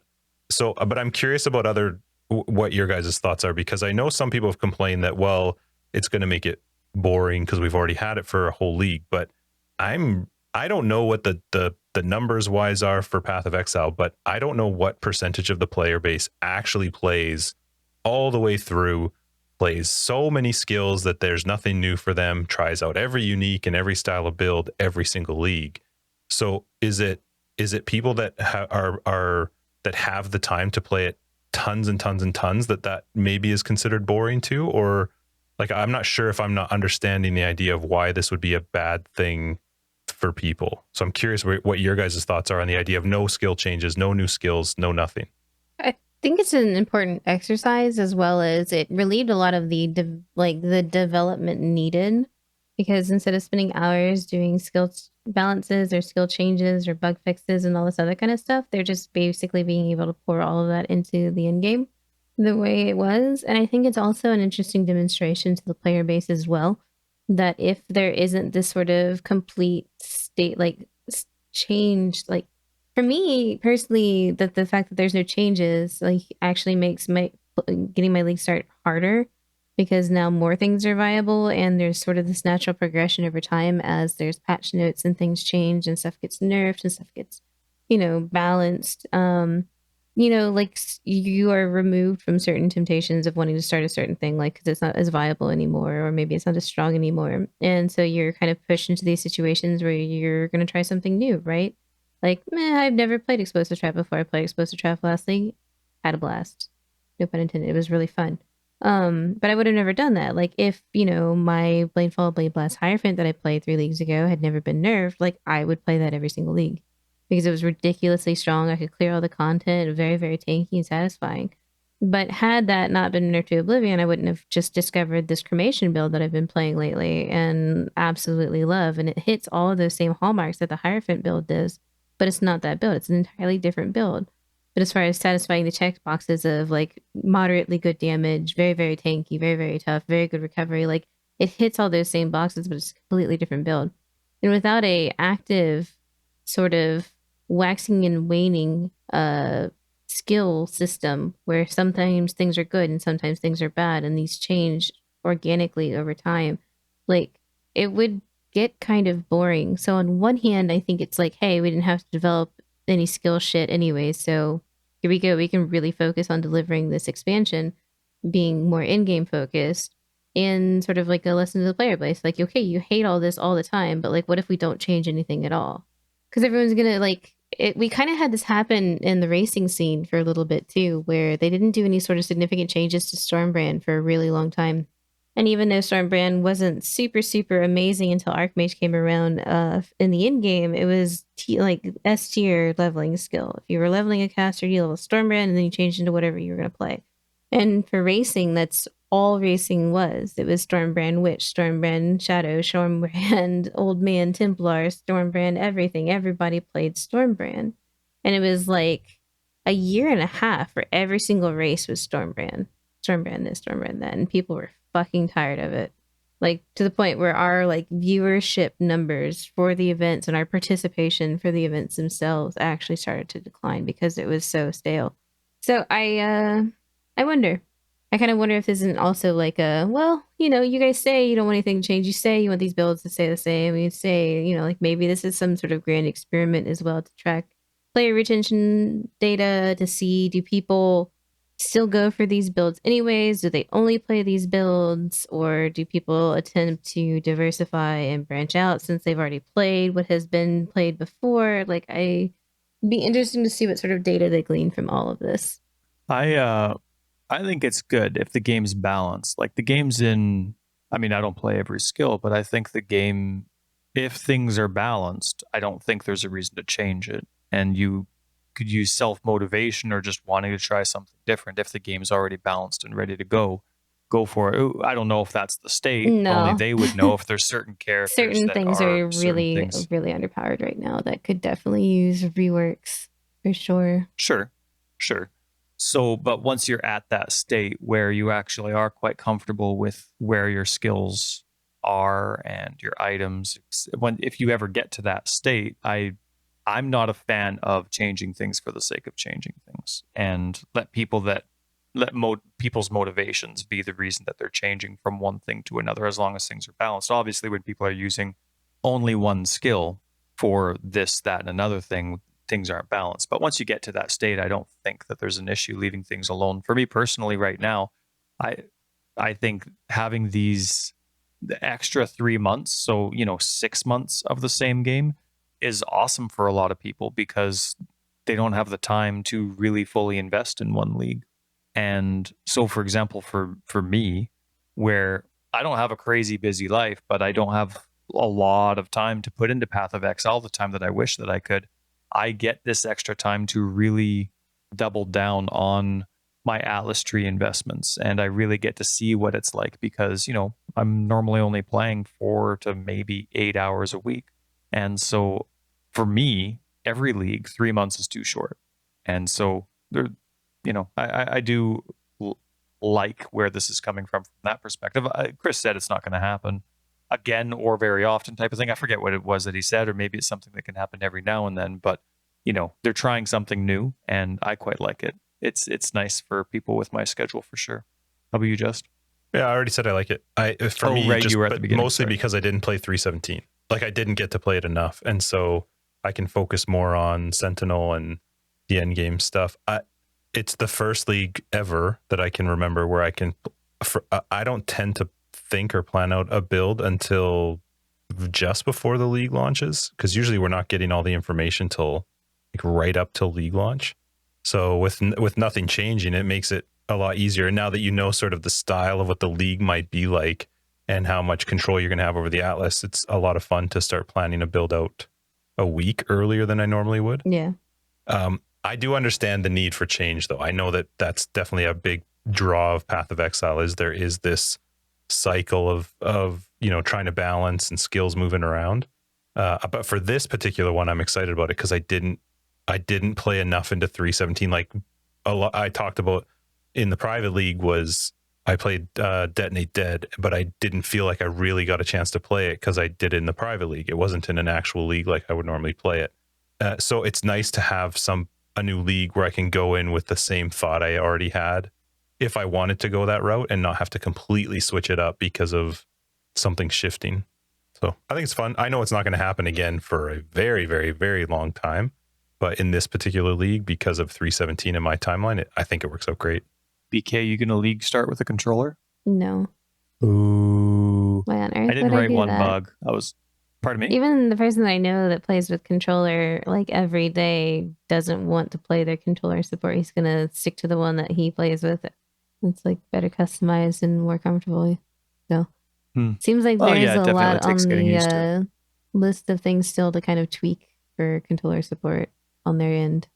Yeah, I saw they had like a number of things that are coming out for controller, but we'll see. I still didn't see the ability to swap between controller and keyboard and mouse yet. Not being able to do that at will is just not acceptable. I really want that. That is 100% what it would have to be if I were to ever consider trying it. Is I should be able to put the controller down and pick up my mouse and start sorting my tabs that way. Yeah, I don't want to have to log out and then log back in. I think it's actually closing the game, right? I don't know. I can't remember, but it's either one is unacceptable to me personally. I want it to be fluid between the two. That would be awesome. I'd be on that same page too. They've chosen a separate heads-up display for controller support, so until they... But you could keep that heads-up display. I don't see what the reason is that if I'm playing on controller, just let me keep that heads-up display when I switch to the mouse. I'm not really sure. I don't know the technical side of it. You're in town. Who cares if you can move better in town with using a mouse on the, on the gameplay UI? It's just town, right?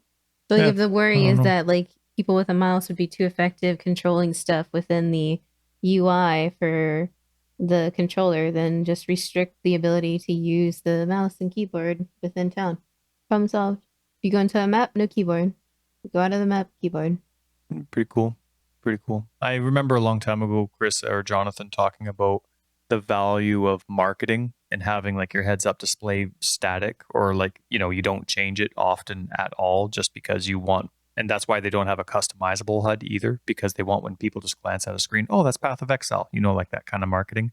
So now the fact that they have two different ones, and it's even two different heads up displays for one platform, right? PC. I don't know where they would go. I can't really think of anything, but it would be nice. I would love to. I would love. I think they mentioned it. I don't know if this is exactly what they meant, but to play on controller and at least just use your keyboard streamlessly for chat and then go back to your controller. That's the big thing for me. Make sure that chat can still be used with a keyboard and then you can go back.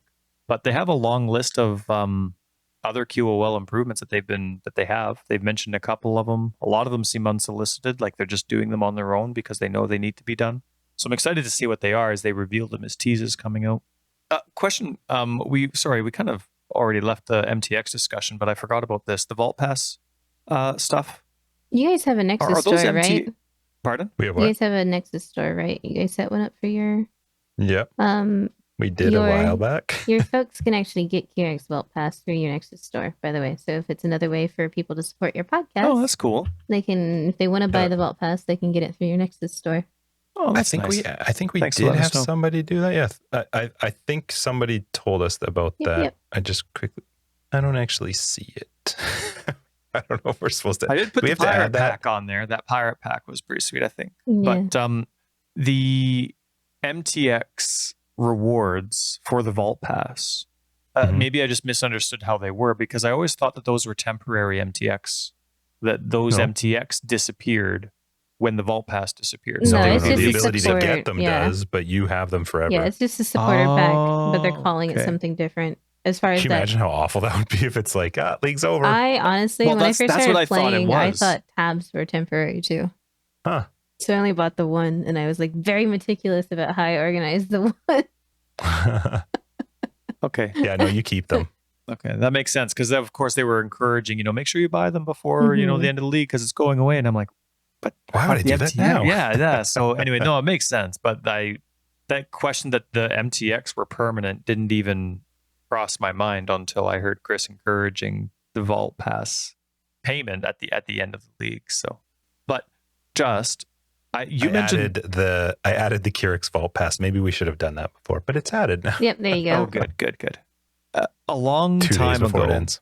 you talked about having the ability, and then you brought it up again last episode, but a long time ago you mentioned the ability to go from like one end of the tree and then kind of teleport to another end of the tree. And last week you Yeah, they kind of did emphasized something like that. Yeah, Mhm. they did. It was one of Steel Mage's unique items. I think it was a jewel. Yeah, It's gonna a be scion very style jewel that expensive. lets you teleport from one location of the tree to another. And now it's not a selected location that you teleport to, it's a random location, but it means you don't have to actually have a connecting point. You just connect from wherever that jewel teleported you to. So I thought that was kind of neat that your idea was in a way implemented. Yeah, it's interesting It because focuses on a keystone, but you're unable to allocate that keystone. can't use that but keystone. A lot of the keystones have really good stuff around them. There's some that are very competitive. And they don't have to be connected at all, Right. which is one big difference of what I had been talking about. Because in this case, you socket it, and now the keystone can't be that whatever that is on the map. That new keystone can't be selected, but any of the ones in the circle without being connected can be So like assigned, a good one crazy. as an example is Chaos Inoculation. Chaos Inoculation is near famously the Whispers of Doom notable, which is you get an extra curse. Like you can just put that jewel in, and even if you're a marauder that lives on the bottom left side of the tree and maybe goes over into the duelist area, you can get an extra curse. There's also mana reserve efficiency and aura effective skills there. There's like some spell damage and spell block. There's lightning stuff, mind stuff. There's just a lot in that little area. Another one is Supreme Ego is again near another mana reserve efficiency cluster. So if you're really trying to get as much reserve efficiency as possible because you're trying to fit a lot of auras into your build, like these are other ways to sort of access that as well. I think the one that people are most excited for is Unwavering Stance, because there's like a pretty good amount of stuff around that one too. I think it's reserve. You can go for max res. Prismatic Skin is right next to it. That's +2 to all elemental res, which is quite nice. Or you could take all the other little ones too and have max res of the other types as well. Yeah, it's cool. You just have to get the role that you want, because obviously you need the right. Yeah, and it only drops keystone. from Maven, everybody's favorite boss fight. So is Uber that where it Maven. drops? Yeah, Is that the only spot it drops? It's a Maven drop. Uber Maven. Oh, right. Well, won't be seeing that. Yeah, Uber Maven? Mm-hmm.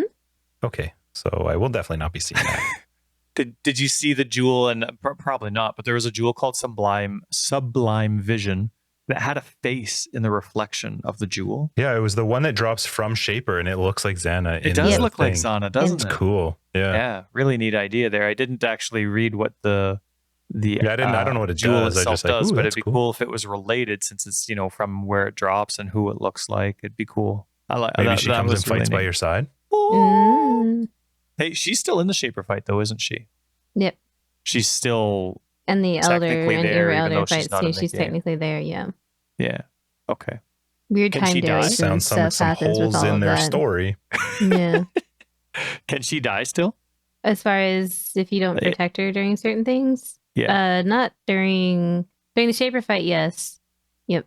She can. If you let the ads wail on her, she will not be able to finish channeling, and will thus not be around to protect you from a bubble during the cascade phase. Dang, love that. All right. And then, of course, I mean, they did emphasize Path of Exile 2 a few times. Chris said specifically he knows exactly when it's coming out without interruptions, which is really neat. But then later on, he said the people Did working he? on he Yeah, said he's that like, I know exactly how many leagues there are until yeah. And so Interesting. that gave a Mhm. lot of people hope. Of course, Ziggy's like trying to pretend to weasel it out of him. But then later Mhm. on, when Chris was talking, he said, yeah, the people that are working on Path of Exile 2 for that content that you'll see in a few years. And I was like, oh, you just like, you gave me hope that it could be 5 leagues or something. And then he said a few No. years. And I don't know if that was, people talk. Sometimes it's not exactly what they were thinking or meant to say, but I really hope it's still not a few years away. But having that, I doubt it is, to be like, okay, Path of Exile is coming out in 14 leagues. That's, I don't know. To me, when you say like, how many leagues it's going to be, it's not a huge number. like 10 or Well, under. but I mean, even But 10 or 12 is 2 to yeah. 3 years, right? Yep.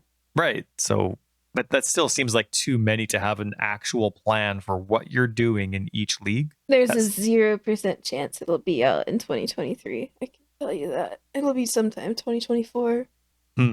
Maybe, Well, if it comes out. It will. They'll have to put it out. Can't keep stalling us forever. It's worked so far. but they've had that seems like they have a pretty technical plan about what they want to test ahead of time, or at least the ideas that they want to test, and they're giving themselves room for other things. So that was kind of neat to hear them actually talk about it, and Chris being a lot more direct instead of kind of beating around the bush for Intentionally PoE2. vague. Mhm. Intentionally a lot less vague. So I was happy with it anyway. It was exciting. I have some patch notes highlights that I want to point You're out. going to hit them quick. Talk about whatever you guys want. Please, you tell me, get out of here.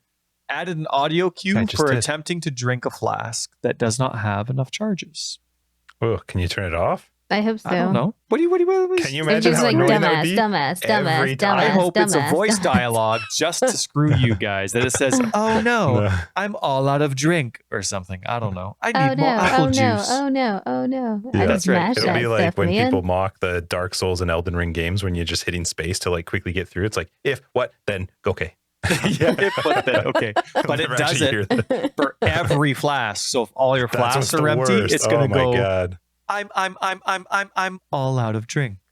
Mhm. Let's see. The life. I have to read this one. Sorry, because it's longer, but it's probably paraphrased the best already. The life experience, increased item quantity and rarity of magic and rare monsters are no longer primarily determined by the monster's rarity. These are now primarily determined by the type of modifiers on the monsters themselves. A monster with more or rarer modifiers will have more life, increased item quantity and rarity, give more XP, etc. And now we know. Hey, that's Yeah, good cool. stuff to know. Like, those are the things, the questions like, hey, where does this go? You don't know. That's not going to be anywhere ever again. You're not going to find it. So now you know. Now we know. If you didn't listen to this podcast, you will never, ever know. Okay? We got a secret now you patch do. notes. Right. We already mentioned Nemesis and Bloodlines are gone. Race Course didn't come back because it's late. And no Silo and no Vault. Goodness me. Reduced the base movement speed reduction for almost all sources of the Grasping Vines debuff. What? That's awesome. I like that. Shut up. Tweaked the display of various currency items in the default loot filter. Huh? What filter were they using in the video? Because that didn't look like the default or the none. It was. I have no That's their idea. default one, I think. Really? Yeah. Maybe they've changed some of it. Made it look a Maybe little because nicer. but maybe that's the tweak the display, because there was stuff showing up there that actually looked like NeverSync style filters that their default did not normally look like. I would absolutely love their default filter to be okay to use. If you go delving, Well, it is okay to use. but you go delving, you can't see anything. I hope that that's the case. Like, this just makes it seem like it's just how it looks, but it would be really cool if they found a way to, maybe hard mode will help it out, but make things a lot less existent. Any other talking points we want to hit before Nope. we wrap up? And then, we can talk about more in After Dark too, but any I'm- other That, big uh, points? I'm pretty happy with where we're at. I think we went Very through a excited lot. for Uber bosses. That's mostly what I'm going to be trying to get It's to actually- and kill as fast as possible.